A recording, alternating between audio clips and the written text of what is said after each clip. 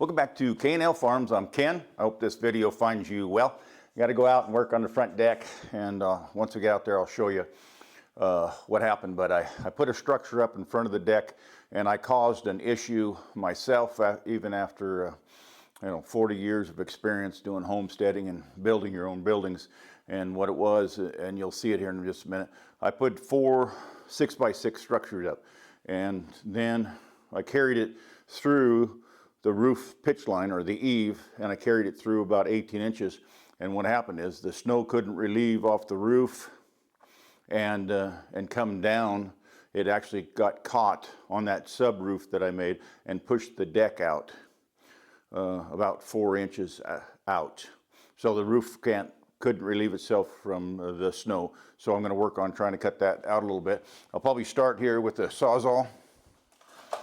Start out with a Sawzall here in a little bit, and probably have to end up with a chainsaw, because those 6x6s I don't think I'm going to be able to cut with that. So I'm going to take this chainsaw and try and cut some of that off a little bit. So I'm doing some remodeling with the chainsaw, kind of like my dad and my grandfather used to do.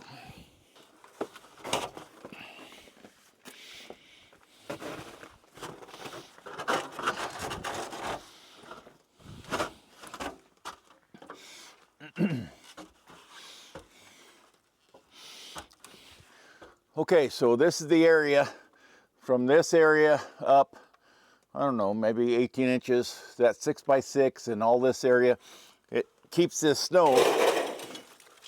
See the snow right here? Keeps it all on the roof and won't let the roof slip. So I gotta cut this out, but I can't cut it all out. See, if I cut this, that's probably a 2x8 right there. If I cut that out, these columns can't hold it. And so I'm just going to try and relieve some of these to get started, because I can't remove the whole thing today because I still got a satellite dish. But I'm going to cut some of these out here in just a minute.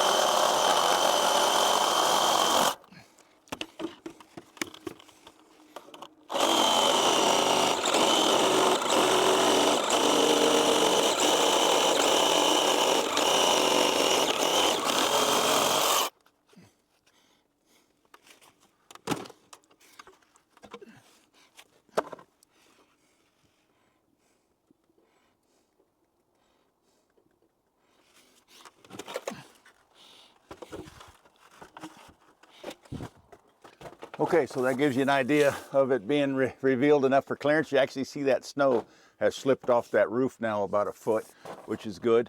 And what we concluded is, what we're going to attempt to do is run a beam, a 4x4, I think from here up into here.